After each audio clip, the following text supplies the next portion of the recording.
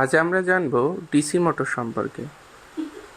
একটি স্থায়ী চৌম্বকের বিপরীত মেরু পরস্পরকে আকর্ষণ করে, আবার সমমেরু পরস্পরকে বিকর্ষণ করে। এখন একটি স্থায়ী চৌম্বকের ঠিক মাঝামাঝি ছিদ্র করে একটি দণ্ডের সাথে যদি এমনভাবে সেট করা যায় যেন এটি মুক্তভাবে ঘুরতে পারে, তাহলে এর পাশে আরেকটা স্থায়ী চৌম্বক আনলে এটি এইভাবেই ঘুরতে থাকবে। এখন দুই পাশে দুটি বিপরীত মেরু স্থাপন করে যদি আমরা রাখি, তাহলে এটিও ঘুরতে থাকবে, কারণ পরস্পরকে বিকর্ষণ ও আকর্ষণ করবে। যদি স্থায়ী চৌম্বক আরও বড় স্থাপন করা হয়, তাহলে ঘুরন্ত চৌম্বকটির বল আরও বৃদ্ধি পাবে।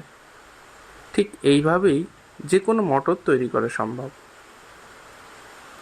এইবার দেখি প্র্যাকটিক্যালি কিভাবে মোটর কাজ করে। একটি কন্ডাক্টর দিয়ে যদি কারেন্ট ফ্লো হয়, তাহলে এর চারপাশে ইলেকট্রোম্যাগনেটিক ফিল্ড তৈরি হয়। এখন এই কন্ডাক্টরটিকে যদি একটি ম্যাগনেটিক ফিল্ডের নিকট আনা হয়, তাহলে এই তারটি একটি বল অনুভব করবে, কারণ ম্যাগনেটিক ফিল্ডের কারণে তারের ভিতর প্রবাহিত ইলেকট্রনসমূহ বল অনুভব করে। এটাকে লরেন্স ফোর্স বলে। ডান হস্ত বিধি দ্বারা এই ফোর্সের দিক নির্ণয় করা যায়। এই ফোর্সের পরিমাণ ম্যাগনেটিক ফিল্ডের পরিমাণ যত বৃদ্ধি পাবে ততই বাড়বে। অন্যভাবে পরিবাহীর ভিতর দিয়ে যত কারেন্ট প্রবাহ বৃদ্ধি পাবে ততই বাড়বে, কারণ কারেন্ট প্রবাহ বৃদ্ধির সাথে সাথে ম্যাগনেটিক ফিল্ডের পরিমাণও বৃদ্ধি পাবে। এই নীতি কাজে লাগিয়েই মূলত ব্যবহার উপযোগী মোটর তৈরি করা হয়।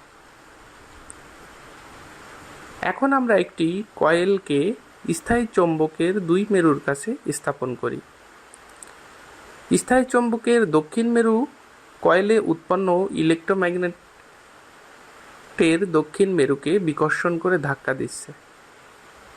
অপরদিকে স্থায়ী চৌম্বকের উত্তর মেরু কয়েলে উৎপন্ন উত্তর মেরুকে বিকর্ষণ করে ঘুরতে সাহায্য করবে, কারণ কয়েলে এক্ষেত্রে লরেন্স ফোর্স সৃষ্টি হচ্ছে, ফলে এটি ঘুরতে থাকবে। এই ঘূর্ণনের দিক ফ্লেমিংয়ের বাম হস্ত বিধি দ্বারা নির্ণয় করা যায়।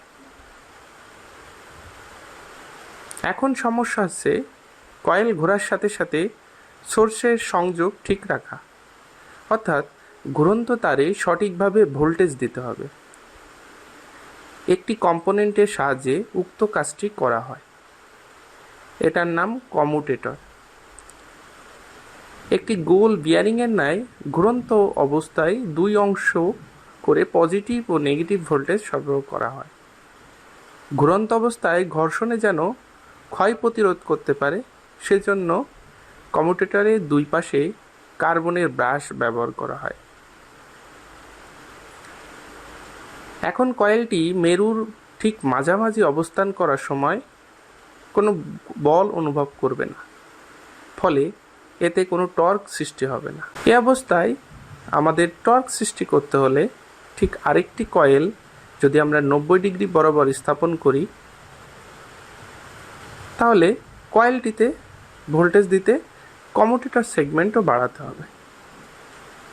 এখন যে কোনো অবস্থানে কয়েলে ঘোরার জন্য যে কোনো ফোর্স সৃষ্টি হচ্ছে, অর্থাৎ একটি কয়েল যখন ঠিক ফিল্ডের বাইরে চলে যাচ্ছে, অপর কয়েলটিতে ফিল্ড থেকে লরেন্স ফোর্স সৃষ্টি হচ্ছে, ফলে ঘূর্ণন সুষম হচ্ছে। এই ঘূর্ণন আরও সুষম করতে হলে কয়েল সংখ্যা আরও বাড়াতে হবে। এই কয়েলগুলি পেঁচানো হয়, এটিকে আর্মেচার বলে।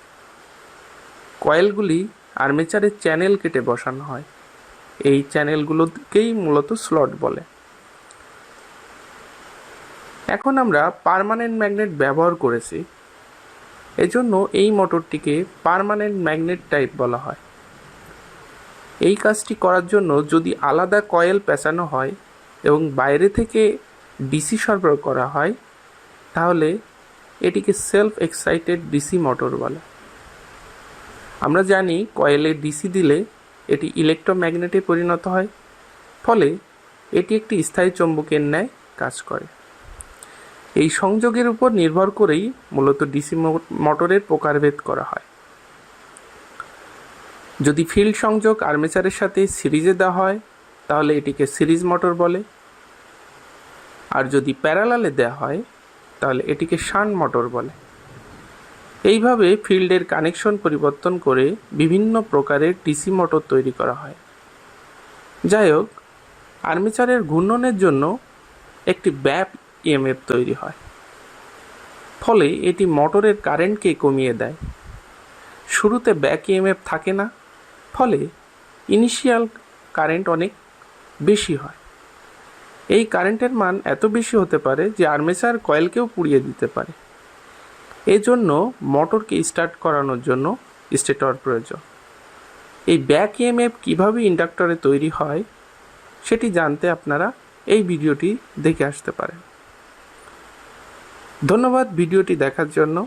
ভিডিওটি ভালো লাগলে চ্যানেলটি সাবস্ক্রাইব করুন ও পরবর্তী ভিডিও পেতে বেল আইকনে প্রেস করে রাখুন।